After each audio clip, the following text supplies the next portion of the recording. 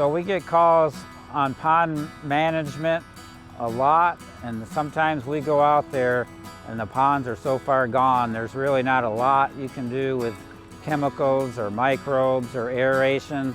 Those ponds have aged and filled in to the point where they're really gonna turn into a swamp if you don't take some dramatic measures.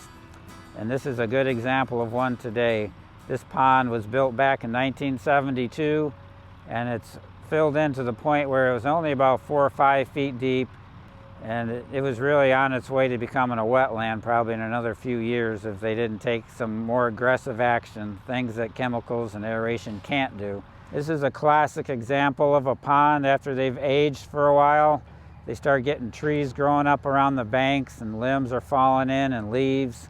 This one had a lot of box elders and cottonwoods growing around the edges there, and most of them are gone now. But those trees, as they overtake the banks, they just start dumping a lot of leaves and organics into the pond, and that accelerates that filling in process, what they call eutrophication. It's the adding of nutrients and sediments into the pond.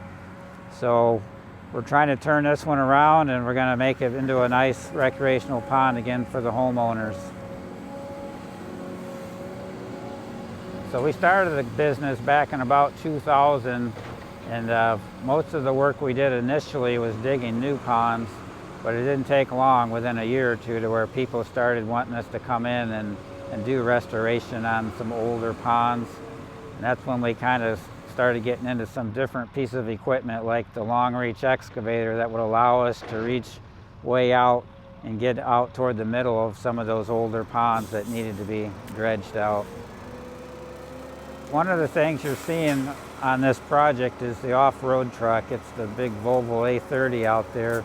We have 3 of those trucks, and it's a real advantage when you're doing projects like this, because it allows us to take that dirt right out of the pond, put it in the truck, and haul it anywhere on the property, anywhere the trucks can go. And they do go into some pretty tough spots. But without that truck, we would have to just throw that dirt back into their yard, and it would just be a huge mess. The stuff would, want to slide back into the pond, and it would disturb all the surroundings around the property. So using a truck allows us to minimize impacts close by and put the dirt in places where it can be put to good use.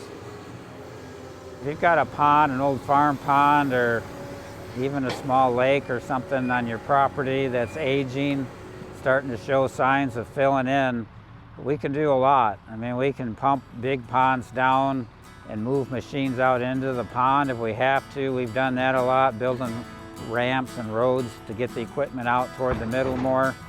And it can be done.